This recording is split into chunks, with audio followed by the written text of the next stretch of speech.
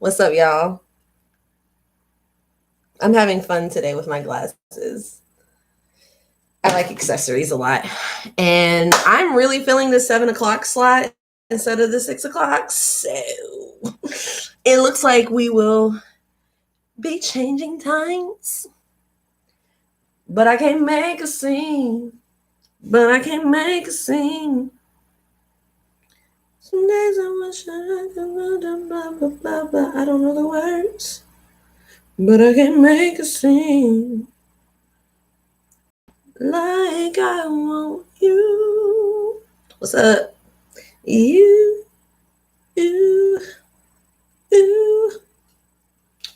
Even if it's true. Hey y'all, hey y'all, hey y'all, hey y'all, hey y'all, hey y'all, hey y'all, hey y'all, hey y'all. It's Wednesday, and I don't have any wine. I forgot to get some. It's okay though. It's cool. It really is. It's like totally fine that I don't have any wine. And now I'm a rapper because I rhymed. Don't mind me. I'm just having a good time today. I really like the idea of starting the show at 7 o'clock, y'all. Friends suggested it before, back when I was at the other location. And now I'm looking at it like, you know what? It ain't the worst idea. It ain't the worst idea in the world. Mm-hmm. I swear, every time I get on camera, I feel like there's something in my nose. Because there usually is. Because I be having allergies and stuff. All right. I don't need that high. Boom. I'm not going to wear these the whole time. I'm just kind of, getting in my vibe, getting in my mood, getting my mode. You know what I'm saying? Let's share this on Twitter. But I can make a scene. But I can make a scene. Hello. Hey. Bum, bum, bum, bum.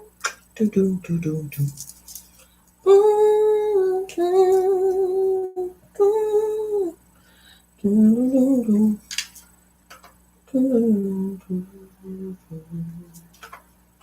do, do, do. I'm sharing it on Twitter.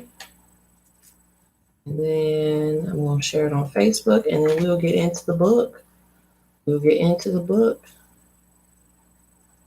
Ooh, I just got hit with a lot of hunger. It's all right. So excited, y'all. Okay. Whew. The glasses hurt my eyes a little bit. I ain't going to hold you. I'm not going to hold you. They hurt my eyes a little bit. Come on, tweet with the Twitters. Go and tweet. Welcome in.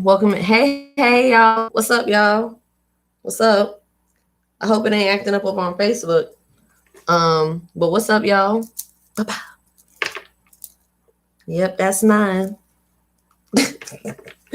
Oh, don't mind me. Let's see. Let's go over here on Facebook and share this. Welcome in. Hey, Mr. Jones. Hello. Okay. Well, I tweeted it twice. Whatever. Let's get out of there. Welcome in, y'all. Let's see. Ba-da-ba. What's the read today? We are still working on adult children of emotionally immature. We are still working on adult children of emotionally immature parents. We're in chapter 6 talking about I can't do this no more. It was cute for the beginning. We're in chapter 6 talking about internalizers, the children that are internalizers. And once I get this shared on Facebook, then we will get right into the book, y'all. Welcome in. Okay, so 7 o'clock is clearly the better time slot than 6 o'clock. Like, look at this turnout. 7 o'clock is lit. Okay. Oh, my sweet. Really wish my deliveries came straight to my house instead of me having to go to the office. But it's all good. Boom, boom, boom, boom, boom. Okay. Once I'm done with this, we're getting into it. I'm going to grab me a bottle of water, y'all. And then we're getting right the heck into it. Here we go. Here we go.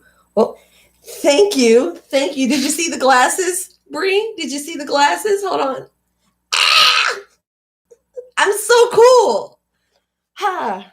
Yes, this is, and I want y'all to know, this look, this whole look right here. Y'all see this? It's the matching and all that.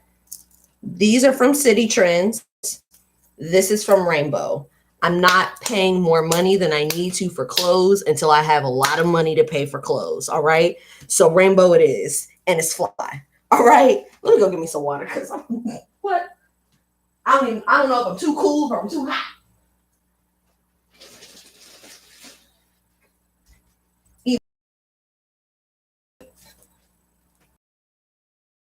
Welcome to Reading with Miss Taylor Said. My name is Taylor, also Taylor Said, and I started this show on November 30th of 2020 in an effort to accomplish some goals. One of those goals being that I would like to actually finish the books that I own. I have collected a lot of books over the years, whether I've purchased them, they've been gifted to me, I had to get them for school, whatever. I have a lot of books, and as you can see, some of them right here behind me, I have a lot of books, and I actually would like to read them and complete them and all that stuff. So that is the first reason why I started the show. The second reason I started the show is because I want to get more comfortable with reading aloud in front of an audience. The things that I want to do with my career are going to include me reading off of teleprompters, reading speeches, cue cards, scripts, reading a particular way in front of an audience for performance reasons and or presentation reasons. I need to get good at that, because I plan on doing that for the rest of my life. As long as I can stand in or be on a stage with a microphone, I want to do that for the rest of my life. So, that's the second reason I started the show. The third reason I started the show is to reiterate, I want to get back into public speaking. I used to be a public speaker when I was in high school and in college. I got away from it, and I'm turning 30 this year, and I'm trying to get back to it because it's my favorite thing in the world to do. It's my favorite thing in the world to do, to get on a stage, be in front of people and talk to people and connect with people. So I appreciate y'all for being here. I appreciate y'all for tuning in. If you have missed the previous episodes, you can go watch them on IGTV, Facebook, and on YouTube. You can watch previous episodes on all three platforms. If you want to see every single episode of Reading What Miss Taylor Said from the beginning, all episodes can be found on my YouTube channel. But let's get back into the book that we're reading. We are reading Adult Children of Emotionally Immature Parents by Dr. Lindsay Gibson. And yesterday we started chapter 6, what it's like to be an internalizer. In chapter 5, we learned that the two types of children that usually are the two types of coping mechanisms related to having emotionally immature parents are internalizing and externalizing. Externalizing are the kids that act out, that, that have behavioral problems and they lash out. They use a lot of words, a lot of actions. There's a lot of impulsivity.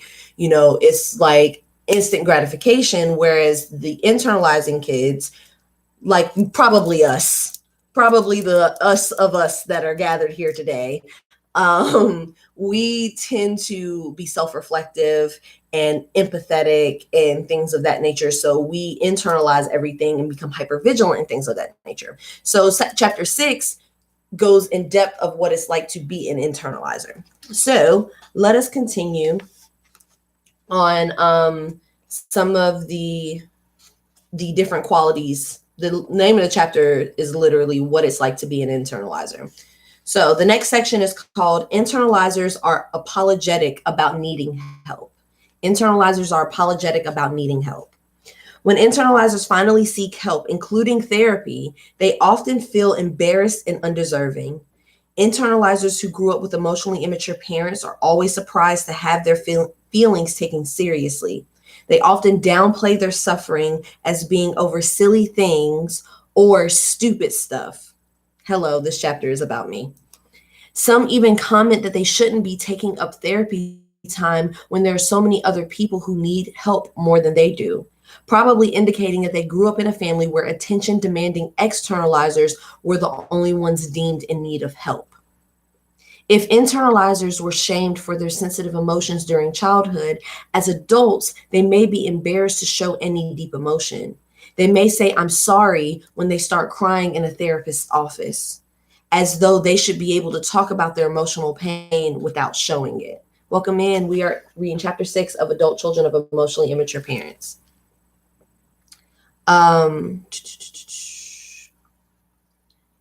They may say, I'm sorry, when they start crying in a therapist's office, as though they should be able to talk about their emotional pain without showing it. Some even bring their own tissues because they don't want to use up the therapist. They're convinced that their deepest feelings are a nuisance to other people. Bruh. Internalizers are always caught off guard when someone shows genuine interest in how they feel. One overwhelmed woman who had just started psychotherapy paused in her story and looked at me oddly. She then said in amazement, "You really see me. You really see me." She could tell I understood the underlying pain she was describing despite her exceptionally high functioning in daily life. She acted like this was the last thing she expected, and given that she was an internalizer, it most assuredly was. Man, listen, I remember when I first left my abusive ex, I remember I would get really loud, or I'd be really expressive, and I immediately would apologize. And my friend, she would constantly tell me, like, why are you apologizing for being yourself? Why are you apologizing for expressing yourself? Why are you apologizing for being you? And it was like, every time I would apologize, she would challenge the thought immediately for me and be like, why are you apologizing for that? Do not apologize. Just be yourself. Just express. If you want to yell, yell. If you want to cry, cry. If you want to, whatever it is you want to do, go ahead and do it. And that changed so much for me. It changed the way I express myself, because it made me realize I want to be the loudest version of myself. Whatever that expression is, even if it makes other people uncomfortable that I'm expressing it, I have to express my feelings. I have to be truthful about what I'm feeling in the moment and not wait until later, because what's the point of saving it? What's the point of saving it just so I can harbor onto it and internalize it? No. And I'm not externalizing it. I'm just existing in it, processing it, having it happen right there in the moment. But that's not the only way that internalizers are apologetic. I find myself often, feeling as though like my stuff be much for people. I often feel like that. And so like I find myself drawing back or not sharing my story, because for one, the stuff that goes on in my life is so dramatic, and I just be at home, bruh. I literally just be at home. That's all I do. I just be at home. That's it. And stuff be so dramatic in my life, and the most movie-like things happen in my life. And I'm not saying this to brag. It's exhausting. Like, honestly, truly, it's exhausting. So many connections that I make and all this stuff. It's just movie. My life is a freaking movie. And it's just like, I don't even remember what point I was making. I be feeling like it's too much to share with people that aren't already in the midst of it with me, because then it's like, for one, it just feels like a burden, because it's a lot of information and it's a lot of stuff to take on. It's too much. It's too much. And then I'm just like, you know what? I'll only talk to the 3-4 people that I talk to. That's what I'll do. That's it. That's all I'll do. Anyway, let's move on to the next section. It's so important for an internalizer to feel seen. Existing in the world of y'all don't need to know nothing about that. Yes.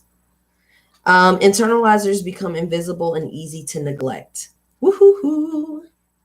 Externalizers are the easy children to spot in a family system. A kid who blows up over nothing, a teenager who keeps getting in trouble, an adult child who causes problems. Whatever their issues, externalizers are always the ones in the foreground of their parents' concern. Their parents devote more energy and worry to them. Their parents devote more energy and worry to them than their other kids. Internalizers often appear to need less attention and nurturance than externalizers because they rely on their inner resources.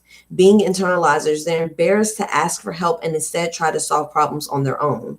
They hate to feel like a bother. This makes them low maintenance children. All right. All right. Let's go ahead and before I continue, let's go ahead and talk about it. So I'm going to talk to my people that date men, right? My people that date men. It may not, you whatever your agenda is. My people that date men. And I'm saying because I'm talking to us because of the shared experience, not saying that men don't also need to hear this, but you know what I'm saying.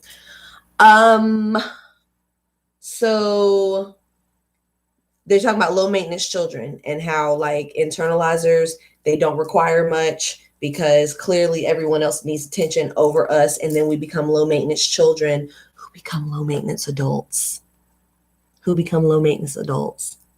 and don't want nobody to help us. Don't want to be a bother.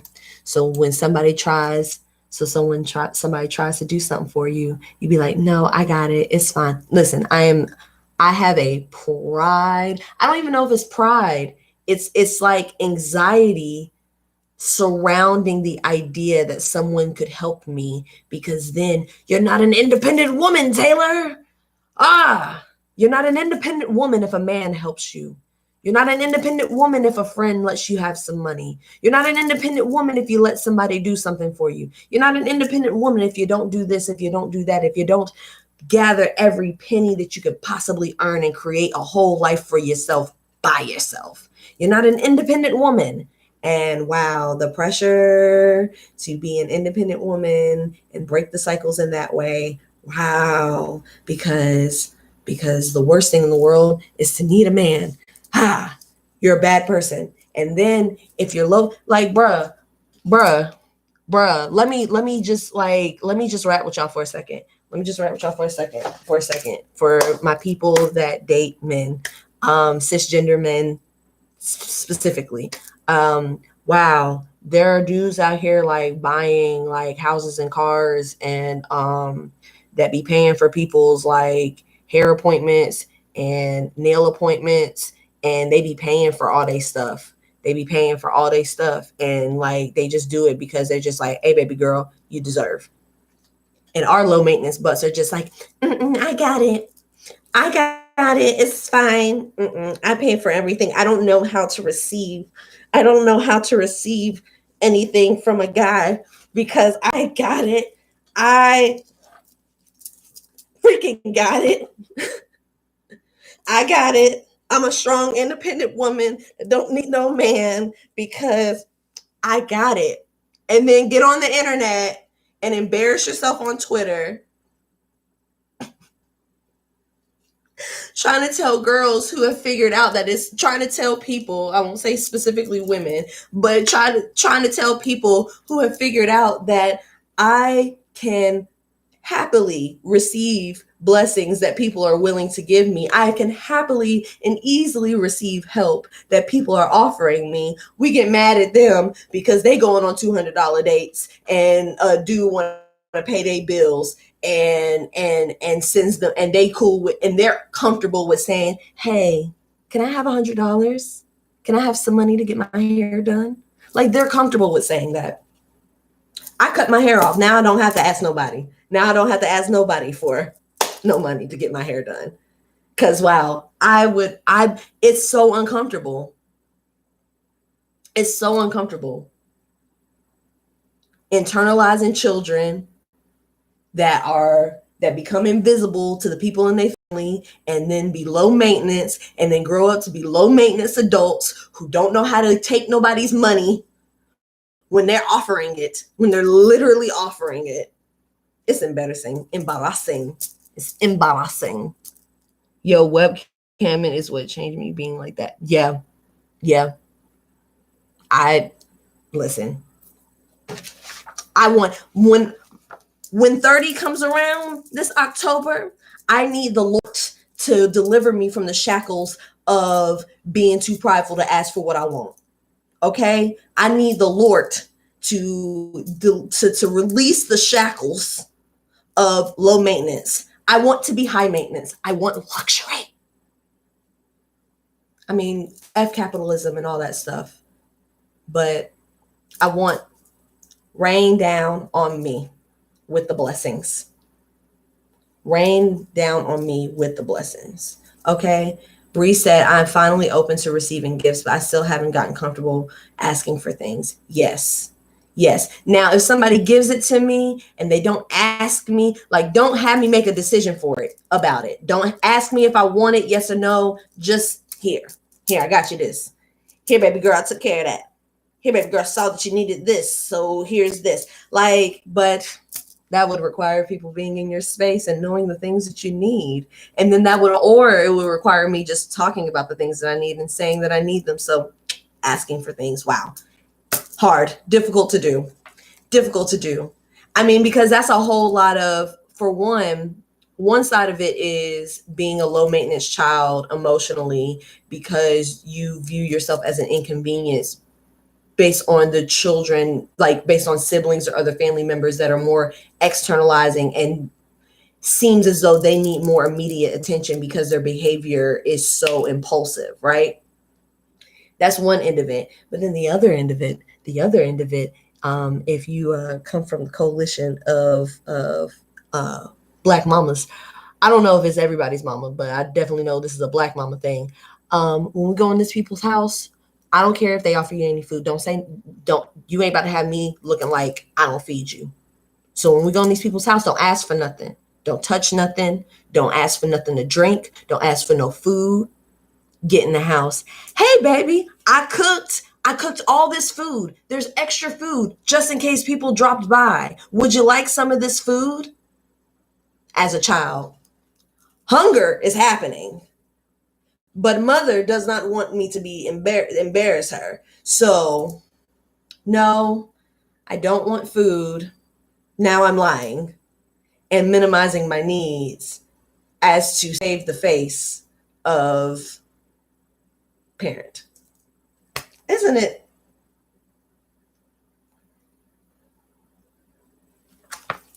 Let's just get back to the book. Let's get back to the book, y'all. Let's get back to the book. I do not know what to say. I do not know. I don't even know what that sound or accent was, but whatever. If you're just now joining us, we are reading Adult Children of Emotionally Immature Parents. We're talking about internalizers and how much it sucks to be one of those, but also how lit it is to be one of those because, wow, we got to figure it out. It just takes us longer to get it figured out. You know what I'm saying? I really like this outfit, y'all. It's so comfy. Oh, I want more like sweatsuits like this in my life. Only problem with this outfit is I need a good pair of shoes for it. That's the only problem. Okay. All right. So the section that we're in right now, internalizers become invisible and easy to neglect.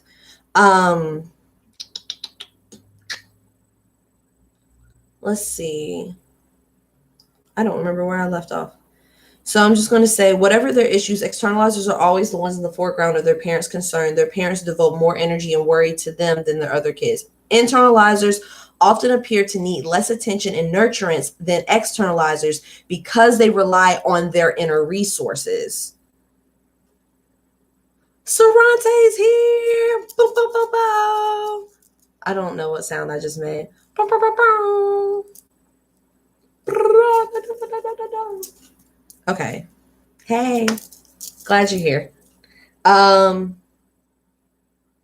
ain't gonna hold y'all for real. Like, I know I seem fine, but I'm actually in a depressive episode. And so it is kicking my butt to push through this and do this right now. Just so you know, because transparency and realness. And I don't know if it's the new moon or if it's just my exhaustion from all of the stuff I've been going through for the last few weeks. I don't know. Maybe it's a combination of both, but I'm in a depressive episode, y'all. So, you know, yay. I'm glad to be here though. If I was going to spend my time in a depressive episode, I'm happy to spend it with y'all.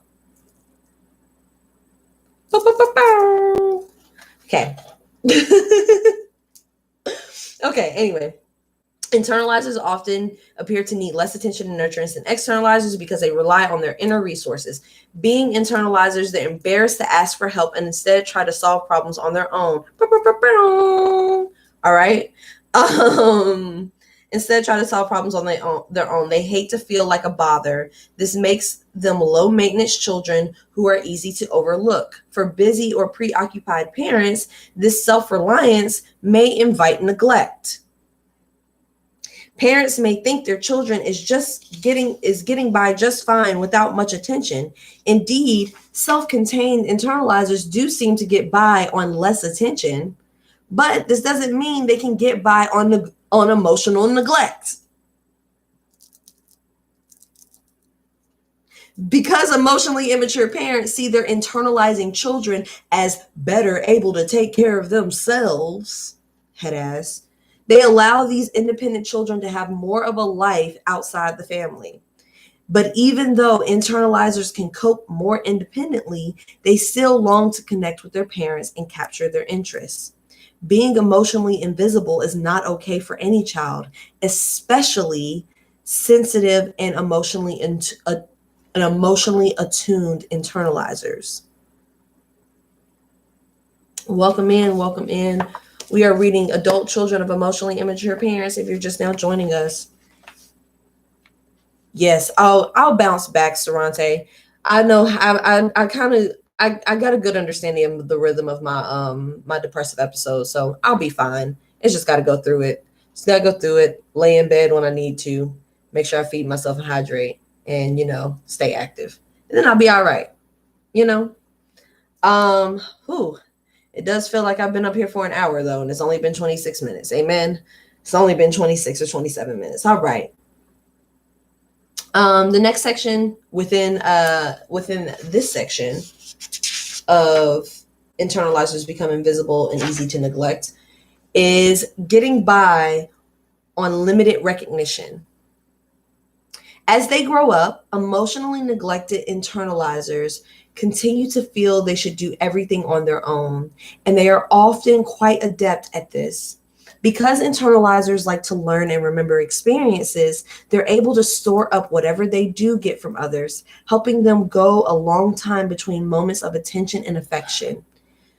Using their excellent emotional memory, they can turn within themselves when they aren't getting much nurturance from others. One of my clients called it getting by on vapors and explained social connection is like a trace mineral or vitamin. You don't need a lot, but you can get sick if you don't have any. Man. One man was so accustomed to helping other people that he was stunned when his sister expressed her gratitude for everything he'd done over the years. Being noticed was so unexpected for him that his sister's kindness nearly bowled him over. Because internalizers routinely take on so much responsibility for others, they're deeply grateful for even the smallest bit of recognition.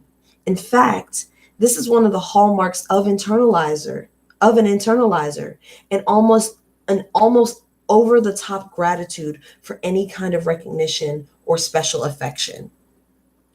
And y'all, I feel like being internalizers and having to be grateful for getting this much emotional attention puts you in a really vulnerable state to be in an abusive relationship, whether it's emotionally, physically, spiritually, whatever, sexually. Like, it puts you in a space where you're vulnerable to someone that is abusive, I feel like. Welcome in. We're reading Adult Children of Emotionally Immature Parents. Recognizing childhood neglect. Emotional immaturity in parents guarantees that their children will experience significant emotional neglect. However, this emotional deprivation is often a silent and invisible experience for children. These children emptiness but won't know what to call it. They'll grow up suffering from emotional loneliness and won't know what's wrong. They'll just feel different from people who seem truly at ease. If you're interested in exploring whether you may have experienced emotional deprivation in childhood, the 1993 book Reinventing Your Life by Jeffrey Young and Janet Klosko offer additional information to help people determine if they were emotionally deprived. It's the 1993 book, Reinventing Your Life. People often have no idea what they've experienced people often have no idea that they've experienced emotional neglect until the first time they read about it. When these people come to psychotherapy, they typically don't identify themselves as having been neglected, but upon deeper examination, they often have memories that reveal that they didn't feel properly watched over as children. These memories often involve feeling alone and unprotected in potentially dangerous situations, or feeling that parents or caregivers weren't sufficiently concerned about what might happen to them. Often, they simply knew that they needed to be vigilant, watching out for and taking care of themselves. One woman recalled that as a 4-year-old, she was left alone on a beach for over an hour without her mother trying to find her, and others corroborated this memory. Another person recalled visiting the swimming pool as a young child and staying away from the edge of the pool because she was sure her mother wasn't keeping an eye on her. Again, the self-sufficiency of internalizing children tends to create the impression that they have no needs. They're expected to be okay and get along without anyone watching over them carefully. They may be characterized as old souls, with their parents counting on them to do the right thing. They willingly oblige, playing a role that's overly self-reliant, which often leads to an adult life of overextending themselves for others.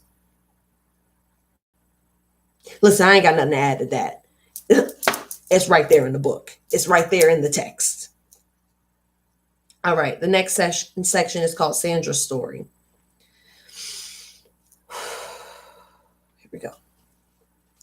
When Sandra was 11, she and her 7-year-old brother were sent to another state to stay with relatives for the summer. With apparently no concern, their mother put them on a bus for 500-mile overnight for a five. Their mother put them on a bus for 500-mile overnight journey in which they had no change buses in the middle of the night. Although Sandra felt lost and afraid, she knew she had to protect her little brother. Situations that might make another child panic send internalizers into an intensely focused state while they figure out how to take care of things. As Sandra put it, my brother was really scared and cried a lot. I was stoic. I knew it was up to me to make the best of it. It is a horrible way to treat your child. I agree, Sorrente. Bethany's story. Today's episode is going to be a little short, y'all. I ain't going to hold you because I'm feeling myself being drained. So today's episode is going to be a little shorter. Yeah. And then tomorrow's episode can be longer if I'm feeling better, but today's episode is going to be shorter. Let's see. Yeah, it is. All right. Bethany's story. Bethany was sent to Brazil one summer as a 10-year-old to be a babysitter for the infant son of her irresponsible older brother and his new young wife. The brother and sister-in-law liked to party and came and went as they pleased, while 10-year-old Bethany took care of her baby nephew. When the summer ended, her mother had Bethany stay in Brazil and miss school so that she can keep helping her brother's family. Finally, something seemed to stir in her mother back home, and she went and retrieved Bethany. Her mother was a classic example of a self-preoccupied, emotionally immature parent, blind to the fact that the capable internalizer is still a child and needs to be looked out for. Bruh, I've traveled to be a babysitter before. I've been when I was younger, like when I was in middle school, my mom was recovering from having 2 kids via C-section within 2 years and a brain aneurysm. So there was a time where no matter what she did, there was no way she could have done right at that time by us to be fully present and all that stuff. There was no way. But during that time, I had to step up, and my sister wasn't living there anymore. So, bruh, It's a lot. It's a lot. It's a lot. Being a third parent as an eldest child, because first it was my sister, then when she was no longer living with us, then it became me. 0 out of 10 would recommend. Just if you haven't had children yet, don't make the first child your third parent. Let them be a kid. Just let them be a freaking kid, man. And if you do have your oldest child as a third parent right now, it's not too late to take that responsibility off of them. It's not too late. Anyway, the next section's called Learning to Ignore One's Own Feelings. Ooh, this shit is heavy today, y'all. Children who had to become tough and handle things on their own may develop a rejecting attitude toward their own feelings. Perhaps they learned to keep distance from painful feelings they knew their emotionally immature parent couldn't help them with. Leah's story. Welcome in. We are reading Adult Children of Emotionally Immature Parents. Leah's One day in therapy, Leah, who had grown up in an atmosphere of emotional neglect, apologized to me for still being depressed. She was convinced that I had found her sadness annoying and exasperating. Leah thought the only thing I wanted to hear was that she was all better so that I could feel good about myself as a successful therapist. It was hard for her to imagine I could be interested in how she was really feeling.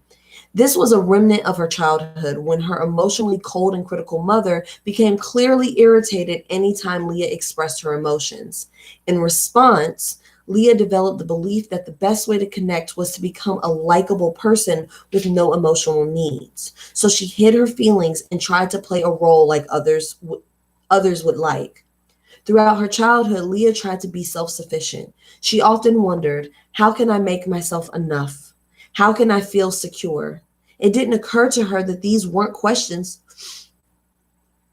for a child to answer. Only an emotionally attentive parent could have made her feel that being herself was enough. And people be mad that Will and Jada be letting Willow and Jaden be themselves. They be mad. They be mad to see them kids being themselves. Getting to, like, the worst thing you can say about them is that they're weird. That's what Crystal said. The worst thing that you can say about them kids is that they're weird. Whoop-de-doo. They are themselves. They are so emotionally mature because they got to be themselves at such an early age. And they're smart. They're brilliant because they don't have to use brain space trying to accommodate their parent. They can just be themselves. Last section before I end the show today, because whoa, someone's triggered. Receiving only superficial support. Another form of neglect occurs when emotionally immature parents give such superficial comfort that they weren't at all helpful to a scared child. One woman remembered that whenever she was scared as a child, she knew she would have to get through it on her own.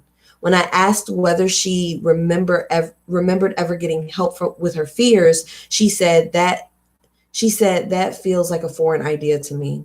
It would be nice to know someone understands, but I never felt that way. I don't remember anyone being able to help with the fears I was having. They just said generic things like, oh, you're going to be fine. It's going to be okay. There's no need to feel that way. You'll feel better soon. My favorite thing that I heard from a parent was, you just like being sad. My emotionally, the one parent that felt like they emotionally showed up still says stuff like that. You just like being sad. As if it's fun to be sad. No, I don't know how to ask for help because I don't know how to identify that there's something wrong, because my existence is a gaslight because you're telling me everything's fine, but I don't feel like everything's fine. I feel empty and lonely and like I'm missing something, but hey, just tell me everything's fine. Let me make this equal before I fall over.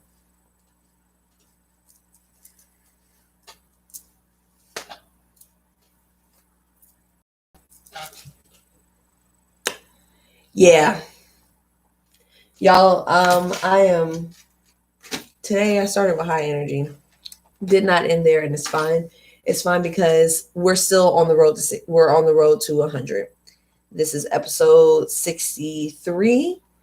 And so we are 37 episodes away from 100. And, if y'all could do me a favor, if you're watching this on wherever you're watching, share it, please, please, please.